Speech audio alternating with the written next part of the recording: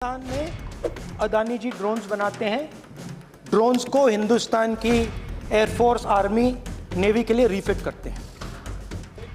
अदानी जी ने यह काम कभी नहीं किया है पहले। एचएएल ये काम करती है।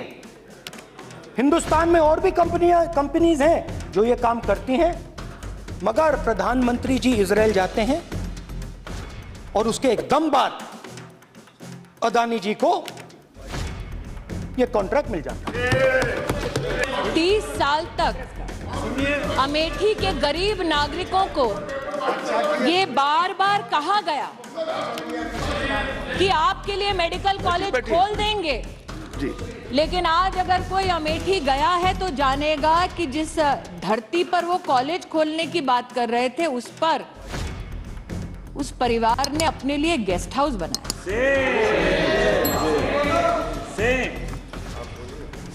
मैंने स्वास्थ्य मंत्री जी का उल्लेख इसलिए किया कि अपना और पराये का भेद न हो। भले ही एक परिवार अपने फाउंडेशन के माध्यम से अस्पताल चलाता हो, अगर उनको भी आयुष्मान भारत में सेवा देनी है वो दे। दोस्तों, अगर आप ये वीडियो हमारे फेसबुक पेज पर देख रहे हैं तो यहाँ क्लिक करके फॉलो करें और साथ में इस बेल आइकन पर भी क्लिक करें। अगर दोस्तों आप ये हमारी वीडियो यूट्यूब चैनल पर देख रहे हैं तो कृपया करके इस लाल बटन पर क्लिक करके सब्सक्राइब करें और साथ में इस बेल आइकन पर भी क्लिक करें। स्मृति ईरानी जी। महोदय, आपने मुझे इंटरवेंशन करने की अनुमति दी, इसके लिए सर्वप्रथम आभार व्यक्त करती हूँ। ये अनुमति मैंने आपसे इस आधार पर मांगी, इस सोच को प्रतिबिंबित करने के लिए मांगी कि अमृत काल में जॉइंट सेशन को पहली बार आदिवासी समाज से आई एक महिला ने संघर्षों के बाद महामहिम राष्ट्रपति के पद पर आसीन हो, हम सबको अपने आशीष वचन दिए। मैं उसके लिए सर्वप्रथम उनका आभार व्यक्त करना चाहती हूँ और महामहिम राष्ट्रपति जी से कहना चाहती हूँ आपके माध्यम से कि वो ना सिर्फ आदिवासी समुदाय का, ना सिर्फ महिलाओं का, बल्कि पूरे राष्ट्र का गौरव है। मैं आज इस सदन में एक सांसद को सुन रही थी जिन्होंने अपने भाषण की शुरुआत ही इन शब्दों से की कि वो महामहिम राष्ट्रपति जी के अभिभाषण का विरोध करते हैं। कहीं ना कहीं मन में ये टीस थी कि महामहिम राष्ट्रपति जी किसी एक राजनीतिक दल से नहीं बल्कि पूरे राष्ट्र के गौरव से, गरिमा से संबंधित हैं, तो जो राष्ट्र का सबसे उत्तम प्रतीक है उनका विरोध इस सदन में, उनके भाषण का विरोध इस सदन में क्यों हो, ये मेरे मन में प्रश्न निश्चित रूप से उठा। लेकिन अगर महामहिम राष्ट्रपति जी के अभिभाषण के पहले पृष्ठ को हम सब पढ़ें तो अमृत काल में स्वर्णिम शब्दों में भारत के भविष्य को उन्होंने उल्लेखित किया। एक तरफ आत्मनिर्भरता की बात की और दूसरी ओर मानवीय कार्यों की बात की।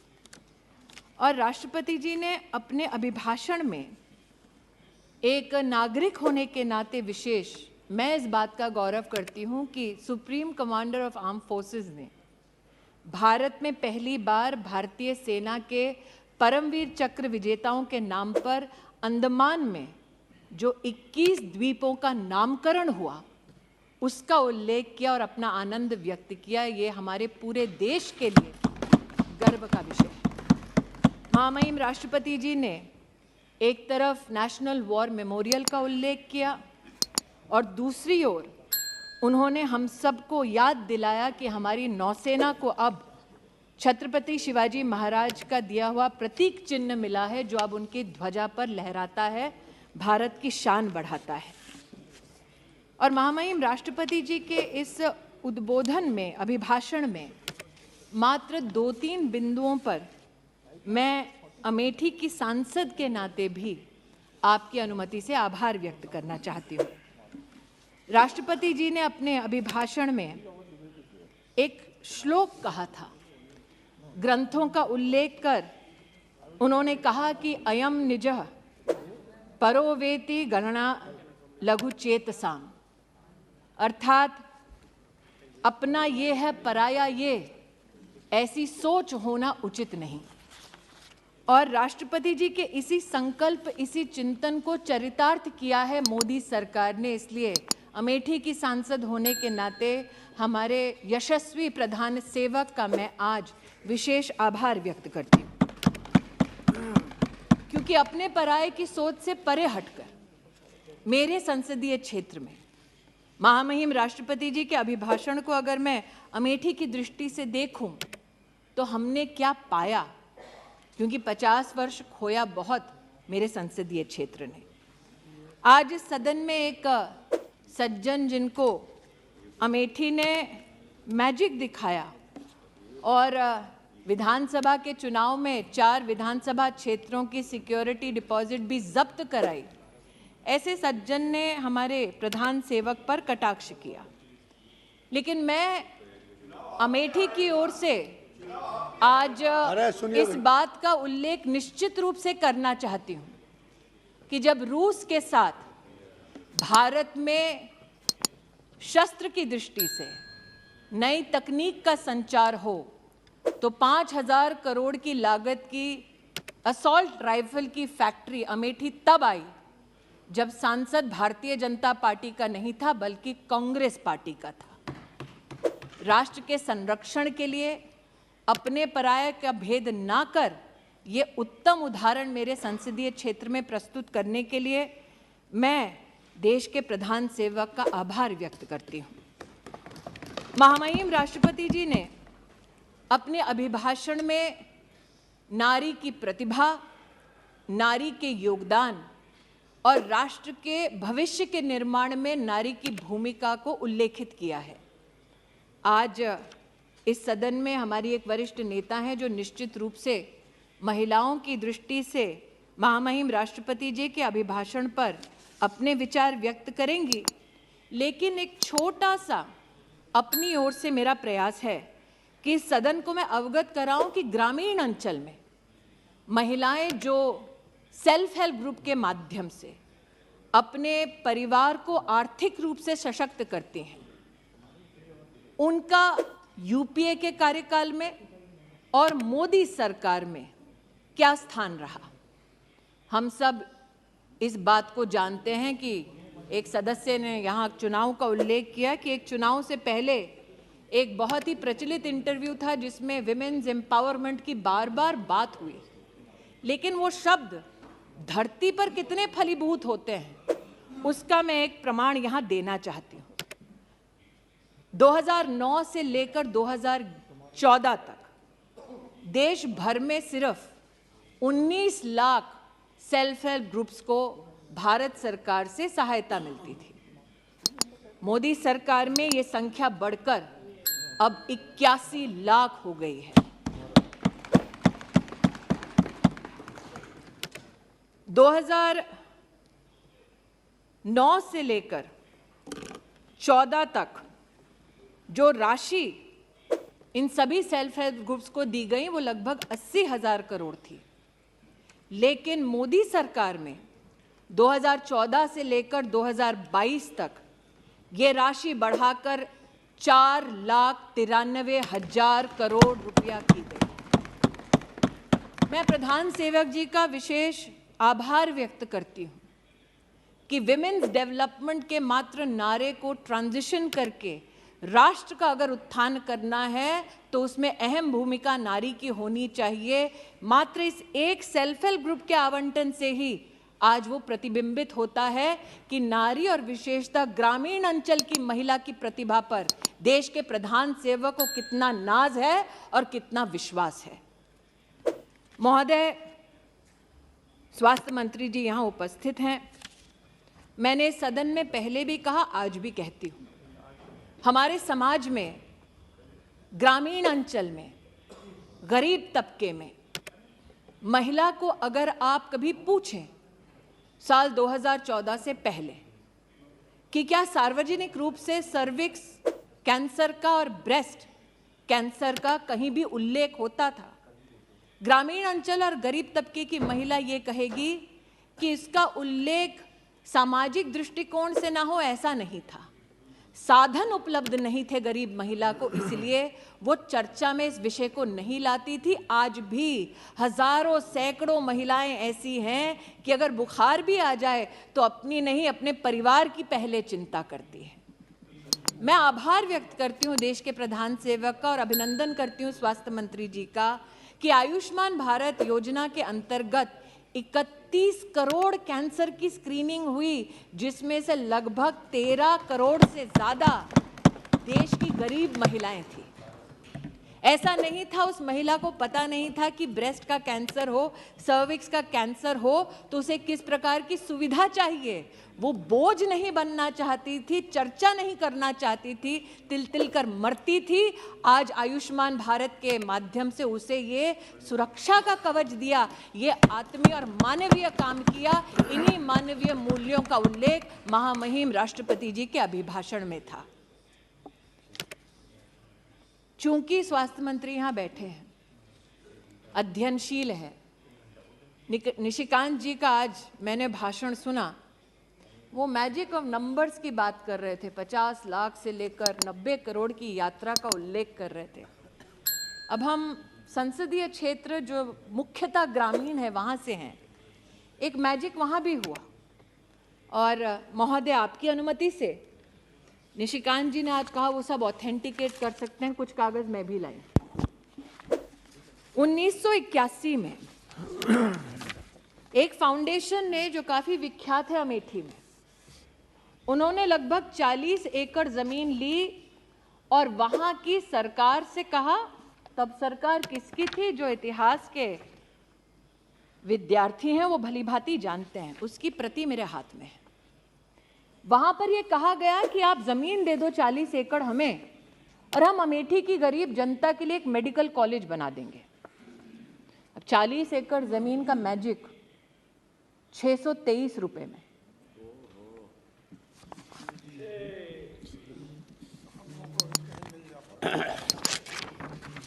₹623 का रेंट और सुरेश जी सुनिए, 623 रुपए का रेंट 30 साल तक 30 साल तक अमेठी के गरीब नागरिकों को ये बार बार कहा गया कि आपके लिए मेडिकल कॉलेज खोल देंगे जी। लेकिन आज अगर कोई अमेठी गया है तो जानेगा कि जिस धरती पर वो कॉलेज खोलने की बात कर रहे थे उस पर उस परिवार ने अपने लिए गेस्ट हाउस बनाया।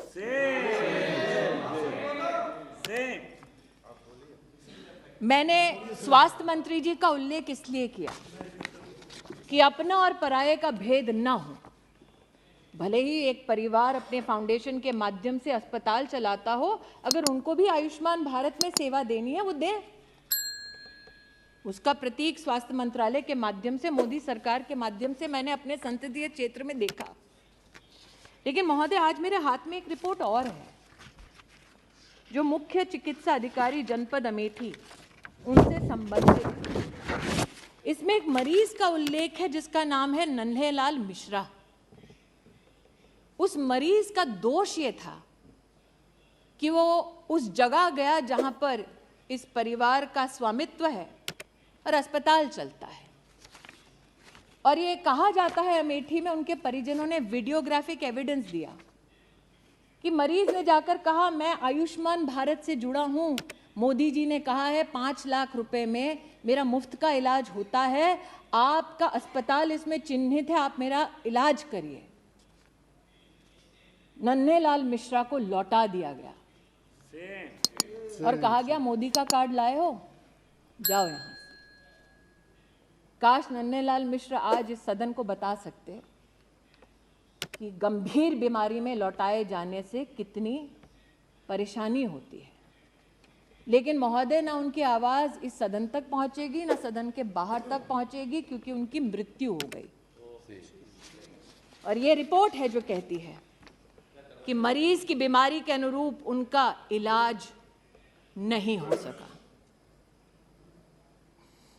ये वो लोग हैं जो आज नरेंद्र मोदी पर बैठकर इस सदन पर कटाक्ष कर रहे थे, प्रहार कर रहे थे, इन लोगों ने एक सज्जन को उस संसदीय क्षेत्र में जहां 50 साल इनका राज रहा, आदमी को मरने दिया क्योंकि उसके पास आयुष्मान भारत का कार्ड था। 623 रुपए प्रतिवर्ष 40 एकड़ जमीन पर आज भी विराजमान है।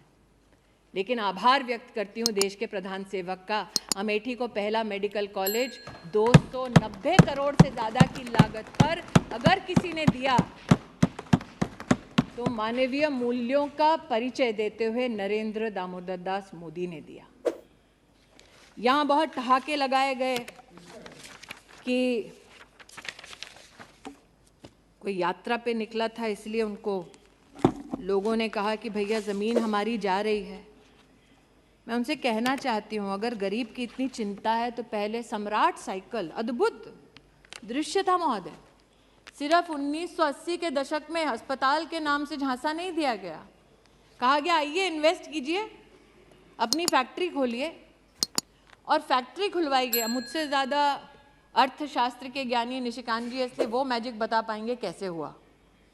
कहा गया आइए फैक्ट्री लगाइए, फैक्ट्री का शिलान्यास करने हम आएंगे, फीता काटेंगे, अचानक फैक्ट्री वो बंद हो जाती है और ज़मीन फाउंडेशन को चली जाती है। फैक्ट्री की ज़मीन है ताकि वहाँ पर नया साधन इंडस्ट्रियल खड़ा हो सके, मैन्युफैक्चरिंग हो सके, कागज़ पर दस्तावेज पर चिन्हित है कि आप यहाँ पर सिर्फ कमर्शियल एक्टिविटी कर सकते हैं, लेकिन अचानक वो ज़मीन परिवर्तित हो जाती है परिवार के पास, और वो परिवार नहीं अभी है भाई साहब, अभी बताती हूँ और डेट्स, वो परिवार उस ज़मीन को लेता है, उनके फाउंडेशन में लिखा आप कमर्शियल एक्टिविटी नहीं कर सकते, इतने साल वो ज़मीन खाली नहीं करते। वहां का किसान कोर्ट जाता है इस परिवार के खिलाफ, कोर्ट का आदेश लाता है और वो उस आदेश का हनन करते हैं, आज भी उस जमीन पर बैठे हैं और इस सदन में आकर गरीबों की बात करते हैं। ये एक और आज यहां पर नहीं सुरेश जी को समझ आ रहा है, नहीं है, ये भी प्रति है महोदय, ये भी प्रति है महोदय। एक आधुनिक भारत के निर्माण के लिए जरूरी है कि हर गरीब तक, मध्यम वर्गीय परिवार तक सुविधा पहुंचे। अब चूंकि राष्ट्रपति अभिभाषण में आधुनिक भारत के निर्माण की बात हुई है, तो इसलिए महोदय कहना जरूरी है कि प्रधान सेवक ने कहा कि सिर्फ चुनिंदा शहर नहीं बल्कि आधुनिक तत्व प्रगति के हर गांव, हर जिले तक पहुंचे। एक अचंभित करने वाला नजारा और है, फुर्सतगंज नाम का एक एयरपोर्ट, जहां पर सिर्फ परिवार से संबंधित एकेडमी है, जमीन है सरकार की, लेकिन परिवार ने अपने नाम से, बेटा और बेटी के नाम से हॉस्टल खोल दिया है। यहां पर प्रधानमंत्री जी नेताजी सुभाष चंद्र बोस के नाम से इंफ्रास्ट्रक्चर बनाते हैं, सरदार वल्लभ भाई पटेल के नाम से इंफ्रास्ट्रक्चर बनाते हैं, वहां पर राहुल जी के नाम से, प्रियंका जी के नाम से हॉस्टल बना है सरकारी जमीन पर। और बोर्ड पर वो जब थे तो उन्होंने उस पूरी अकादमी के संचालन के लिए किसी हिंदुस्तानी को नहीं, किसी विदेशी कंपनी पर विश्वास किया। उस विदेशी कंपनी ने उस एयरपोर्ट का क्या हश्र किया, यहाँ पर उस रिपोर्ट में उल्लेखित है। लेकिन आज इस एयरपोर्ट का मैं उल्लेख यहाँ इसलिए कर रही हूँ महोदय कि एक बार सदन में मैं बोल चुकी हूँ कि हमारे यहाँ तिलोई नाम की एक विधानसभा है, वहाँ पर 30 साल से एक बस अड्डा बना दो, ये हमारी जनता जनार्दन कहती रही। बस अड्डा भी पहली बार तब बना जब प्रदेश में योगी सरकार बनी, देश में मोदी सरकार बनी। और आज अमेठी के सांसद के नाते मैं आनंदित हूं कि फुर्सतगंज एयरपोर्ट को अब उड़ान की स्कीम में सम्मिलित कर लिया गया है और अब अमेठी का साधारण नागरिक भी हवाई सेवा का इसमें फायदा उठा सकता है। इस बात से कोई इनकार नहीं कर सकता कि अमेठी की एक बार चर्चा होती थी और मैंने राष्ट्रपति जी के अभिभाषण का विशेष उल्लेख इसलिए भी किया। महामहिम राष्ट्रपति जी एक बहुत ही गरीब सामान्य परिवार से हैं और इस सरकार की एक बहुत बड़ी मानवीय उपलब्धि ये है कि पद्म पुरस्कार उनको जाता है जो धरातल पर काम करते हैं, मानवीय काम करते हैं, राष्ट्र का नाम रोशन करते हैं बिना इस अपेक्षा के कि उन्हें सम्मानित किया जाएगा। जिसे सालों साल वीआईपी कॉन्स्टिट्यूएंसी कहा जाता था, वहाँ परिवार से संबंधित नेताओं को तमगा जरूर मिलता था, लेकिन अमेठी में पहली बार एक बेटी को स्पोर्ट्स में पद्म पुरस्कार अगर किसी ने दिया तो वो शोभा अमेठी की बढ़ाई हमारे प्रधान सेवक ने और वो आशीर्वाद दिया महामहिम राष्ट्रपति जी ने। मैं सुधा उस बेटी की ओर से आज आभार व्यक्त करती हूँ। महामहिम राष्ट्रपति जी, हाँ, मैं माइनॉरिटीज़ की भी वो बात करना चाहते हैं। मैं माइनॉरिटीज़ की भी महोदय, वैसे आपका महोदय निर्देश ये रहता है, आपका ये निर्देश रहता है महोदय कि सिर्फ चेयर जो रानी जी के सुनो, वक्तव्य के अलावा कुछ भी रिपोर्ट और जो निजी वक्तव्य दे रहे हैं ताकि मैं भाषण अपना बंद कर दूं, उनको ना सुनो। तो मैं बताना चाहूंगी महोदय, महिला और माइनॉरिटी दोनों, जो शायद इनको शर्मसार कर दे, हज की कली पॉलिसी देश में प्रस्तावित हुई और जब इनकी सरकार थी जो इस वक्त चिल्ला रहे हैं, तब हज की एक एक एप्लीकेशन के लिए पैसा लिया जाता था। जो हज पे नहीं जा रहा उससे भी पैसा लिया जाता था और पहली बार फॉर्म के लिए पैसा गरीब मुसलमान को ना भरना पड़े, ऐसी पॉलिसी मोदी सरकार लाई। 50,000 रुपए हज की यात्रा, उसमें कम खर्चा करना पड़ेगा गरीब को, यह भी कदम मोदी सरकार ने उठाया और भारत की तिजोरी से पैसा निकालकर ये नहीं किया, अनुशासित प्रशासनिक ढांचे के माध्यम से ये किया। आज जिस लोन की ये बात करते हैं, जब इनकी सरकार थी तो मात्र 100 करोड़ का लोन इन्होंने दिया अपनी सरकार में। मोदी सरकार ने माइनॉरिटी में 21,000 से ज्यादा छात्रों को 280 करोड़ रुपया से ज्यादा पैसा दिया। ये छलते रहे देश में माइनॉरिटीज को, ये कहते हुए कि ये इनके हमदर्द हैं। और आज जो मुझसे पूछते हैं कि आपने क्या किया महिला का, अगर आप जेंडर बजट देखें महोदय, तो 2014 में जब इनकी सरकार थी और जो बजट अभी घोषित हुआ है, उस पूरे बजट में जेंडर बजट एक एक मंत्रालय में 130% का इजाफा हुआ है। जवाब दें कि जब इनकी सरकार थी तब इन्होंने महिला को केंद्र बिंदु बनाकर इस प्रकार का आवंटन क्यों नहीं किया। मैं आज दिनकर जी को याद करती हूं। राष्ट्रकवि ने कहा था, प्रण करना है सहज, कठिन है लेकिन उसे निभाना सबसे बड़ी जांच है, व्रत का अंतिम मोल चुकाना। संकल्प मोदी ने किया और इसीलिए आज कीमत चुकाते हैं जब आप बिना किसी तथ्य के उन पर कटाक्ष करते हैं, उन पर आरोप मढ़ते हैं। जिन्होंने आज इस सदन में आरोप मढ़ा वो बताएं कि 40 एकड़ भूमि पर आज भी 623 रुपए क्यों देते हैं, वो भूमि छोड़ते क्यों नहीं और सरकार को वो भूमि लौटाते क्यों नहीं।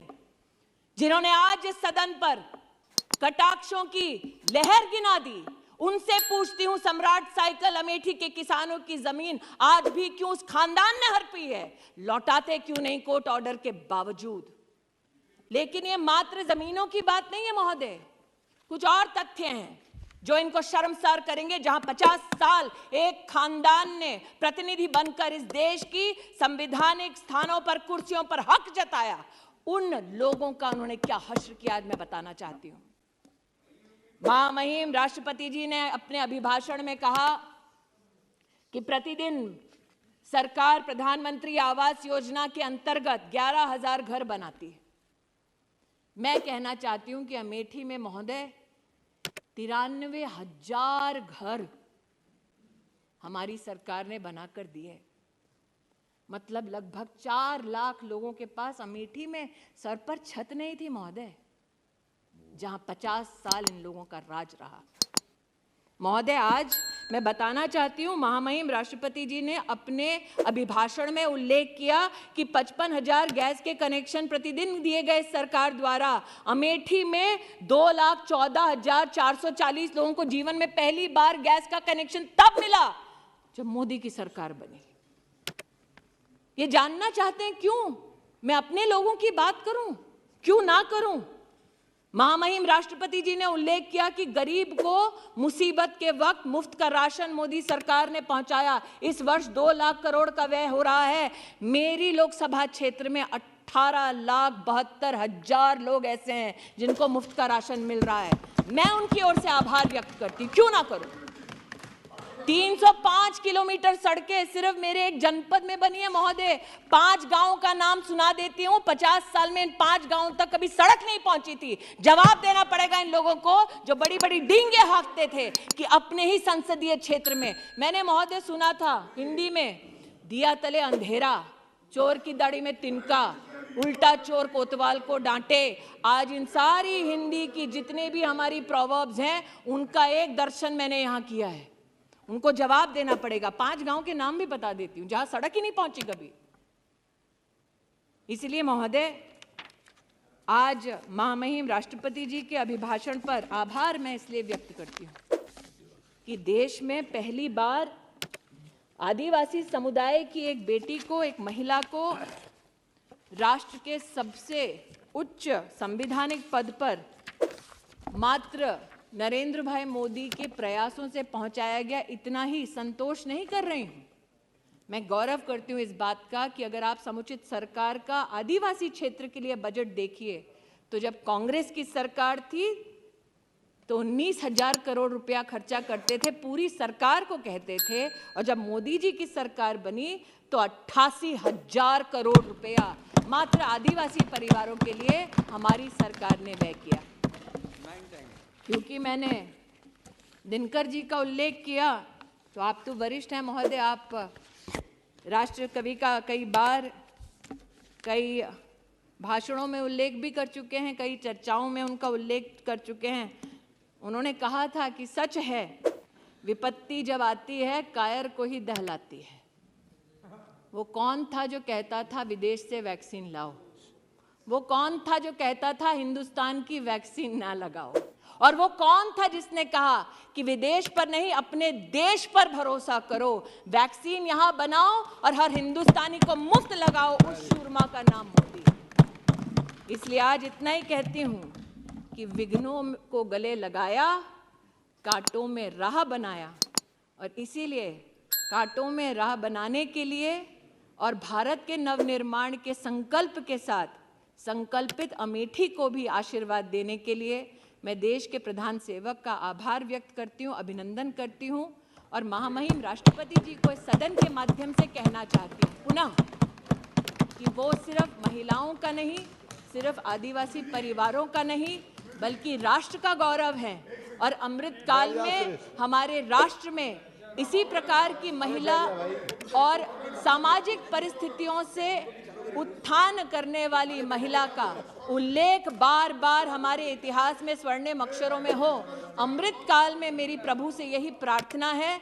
महामहिम राष्ट्रपति जी को बड़े गौरव के साथ चरणों में शीश झुका के उनके अभिभाषण के लिए आभार व्यक्त करती हूँ। दोस्तों, अगर आप ये वीडियो हमारे फेसबुक पेज पर देख रहे हैं तो यहाँ क्लिक करके फॉलो करें और साथ में इस बेल आइकन पर भी क्लिक करें। अगर दोस्तों आप ये हमारी वीडियो यूट्यूब चैनल पर देख रहे हैं तो कृपया करके इस लाल बटन पर क्लिक करके सब्सक्राइब करें और साथ में इस बेल आइकन पर भी क्लिक करें।